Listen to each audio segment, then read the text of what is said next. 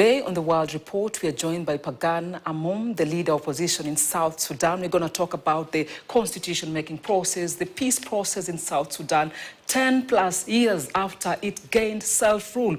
What is it like in South Sudan? Welcome to the program, sir. Thank you so much. It's been close to 12 years since South Sudan gained independence. What is it like? What is your experience so far to date? It has been a difficult process, of course, when our people determined their future through an internationally supervised referendum. The people voted, decided to separate from Sudan, and it was a very peaceful process where the people of South Sudan unanimously voted for independence. And on the 9th of July, 2011, our people declared their independence through their leaders. But after that, unfortunately, the process turned violent, where we went into 2 civil wars, and we are in a 3rd one now as we speak. And we have been having a lot of difficulties. The country lost direction because of loss of vision by the leadership to lead the people in the process of state and nation building. And we are now engaged in the process to rescue the country because the country today is gripped by multiple crises. We have a constitutional crisis because the country is governed as a dictatorship. It is governed with presidential decrees. There is no rule of law. It's a serious constitutional crisis, and the process of building and adopting a permanent constitution for the country has been drilled and stalled. For the last 12 years, a commission to review the constitution have been formed, but did not produce not even a draft. Listening to you, sir, I can hear and feel some regrets. Do you think South Sudan should have just remained as it was under Sudan in general? Absolutely not. Because even you can see what is happening in Sudan now. The remaining Sudan has already collapsed because of those core issues of state and nation building, which were not respected in Sudan. And it has led to the separation of South Sudan.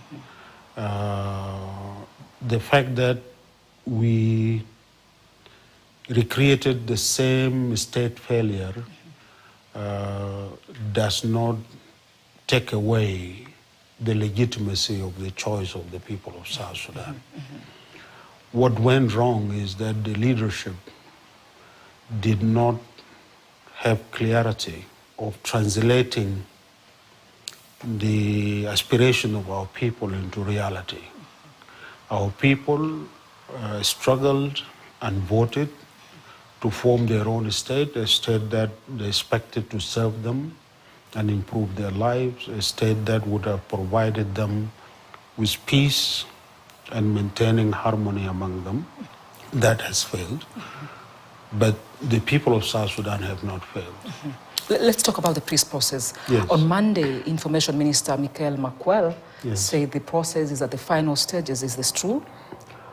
We have made progress. We have still sticking issues, including how the process that will lead to making our permanent constitution and a few other issues, which we are waiting on the government delegation to come back, hopefully tomorrow, to restart the discussion on these issues. You've talked about key issues that are still pending. Can you elaborate more on that? Apart from the constitutional making process and crisis, what else is pending?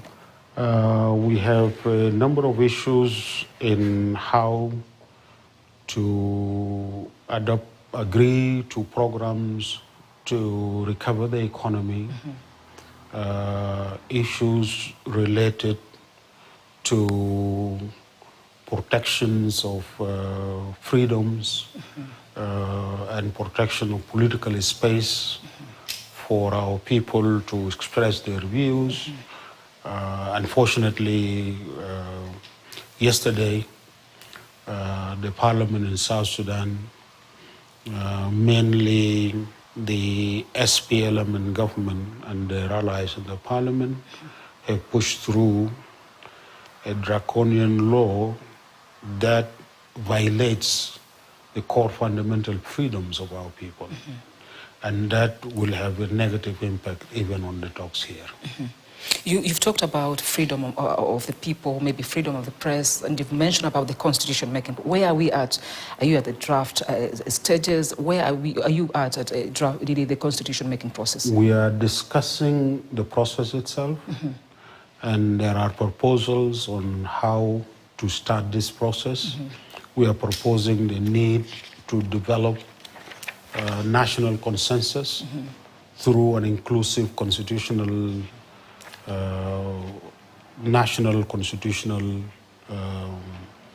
conference to agree on the fundamentals of our constitution, to agree on what type of South Sudan that we want as a people, and move also in the direction of translating that social contract into a constitutional text and agree on the process of how to take this back to the country, to involve the participation of all our people in the various constituencies, for them to own the process and to own the constitution-making process, as well as the final product itself. These are some of the ideas that we are making because we are a highly divided society. We are trying to achieve peace and end violence in the country. We are working here as South Sudanese, various parties and stakeholders, to take South Sudan out of the vicious cycle that the country is trapped in. It's a cycle of a government, a transitional government being formed. It fails to implement transitional program, then the country goes to war, the parties negotiate agreements, the agreements are not implemented, they form another government, it goes back to war. Or they extend themselves in the government without implementing the peace agreements and the transitional programs that would have ended with handing over power to the people to elect their government in free and fair elections under a permanent constitution of the country. This has been failing, and this trap in perpetual failed transitions is a cycle that is now turning to the expected stage of return to war. And this is what we want to avoid. We want to rescue South Sudan from this. And this process is going well. We are hopeful. You've talked about election, and Yes. your elections are due in December this year. Do you think South Sudan is ready for an election this year? No, South Sudan is not ready for elections because the government failed to enact and adopt a permanent constitution. They obstructed the process of constitution-making process. And that is why we are here, to try to break this impasse. And all the prerequisites for elections are not there. From the constitution, the census has not been conducted so that you can demarcate the Boundaries. the constituencies, and also registered the voters, and the environment is not conducive. There are no freedoms, freedom of the press, freedom of expression, freedom of assembly. There's a lot of intimidation by the national security and interference in the normal political activities of the citizens, as well as the normal civic activities by civic activists or political activists. So there's no conditions for holding elections. So your list is quite long. Yeah. If South Sudan should wait for all that to be implemented, I mean, should we wait for years for it to conduct elections? No, we should not wait for years to conduct elections. What we need is to agree on a neat program based on prioritizing those programs that would address and end the multiple crises, or address the multiple crises in the country, and also address the root causes of the conflict in the country, so that we can stabilize South Sudan. South Sudan today is gripped in so much violence, including community violence. The United Nations call it subnational, but it is actually all over the country. And these are things that you need to do. And also you need to expedite the process of adopting the constitution, so that you can now hold election on the basis of a constitution. Yes. We can't finish this without talking about the AUC chairmanship position. The other day, President Salva Kiir of South Sudan endorsed Raila Odinga's chairmanship. What is your take on that? We are now much more focused on South Sudan, rescuing South Sudan. Definitely, if our region can get the chairmanship of the African Union, we are sure that South Sudan would also get better attention or more attention. I'm not saying that it has not been receiving a lot of attention and efforts from the current chair. He has been a very good friend to South Sudan and South Sudanese, Musa Faki.